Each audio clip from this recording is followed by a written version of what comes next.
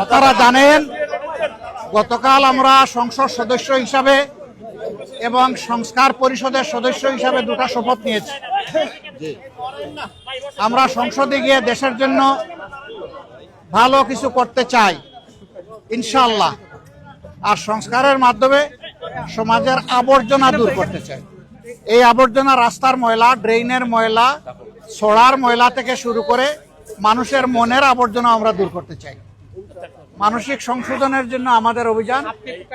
আজকে এই পরিচ্ছন্নতা অভিযানে আমার অংশগ্রহণ করার মানে হচ্ছে আমার প্রিয় এলাকাবাসীকে, দেশবাসীকে বার্তা দেওয়া যে আমরা একটা পরিচ্ছন্ন সমাজ গড়ব, যে সমাজে আমাদের পরিবেশও সুন্দর থাকবে, আমাদের মনটাও সুন্দর থাকবে।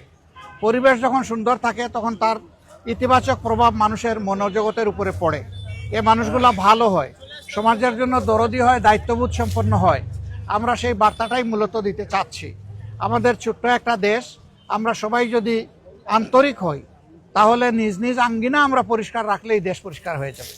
আজকে এই বার্তা দেওয়ার মাধ্যমে আমি আমার এই এলাকার সহকর্মীবৃন্দকে বলবো যে প্রতিদিন ফজরের পরে, আজকে এটা লোক দেখানো নয়, এটা দিয়ে শুরু। প্রতিদিন ফজরের পরে আমাদের প্রত্যেক ইউনিট মিনিমাম আধা ঘন্টা সময় এই পরিচ্ছন্নতার কাজ করবে। 1 ঘন্টা পারলে আরও ভালো।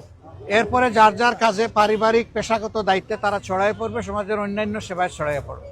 কিন্তু এখন থেকে আমাদের এই এলাকাটা আমরা চাচ্ছি একটা মডেল এলাকা হিসাবে গড়ে উঠুক। আমরা সরকারের ফান্ড পাই না পাই, সরকার আমাদেরকে কি দিবে না দিবে এটা তোয়াক্কা আমরা করব না।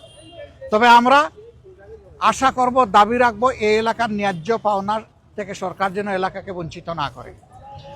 এই এলাকায় আমি শুধু ওয়াদা করি নাই, আমাদের সাথে আরও যত প্রতিদ্বন্দ্বী এখানে নির্বাচনে অংশগ্রহণ করেছেন সকলের ওয়াদা ছিল যে একটা ভালো মিরপুর কাফরুল আমরা গড়ব।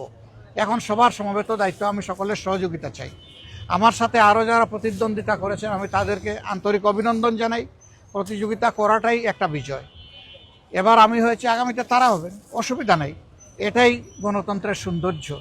আমাদের কাজের মাধ্যমে জনগণকে প্রশান্তি দেওয়া, জনগণের জীবনে নিরাপত্তা ফিরিয়ে আনা, শঙ্কা দূর করা, একটা ভ্রাতৃত্বমূলক সমাজ ব্যবস্থা গড়ে তোলা, দল মত এবং ধর্মের ঊর্ধ্বে উঠে আমরা এই কাজটা করতে চাই। এই জন্য সারা দেশবাসীর আমরা সহযোগিতা চাই।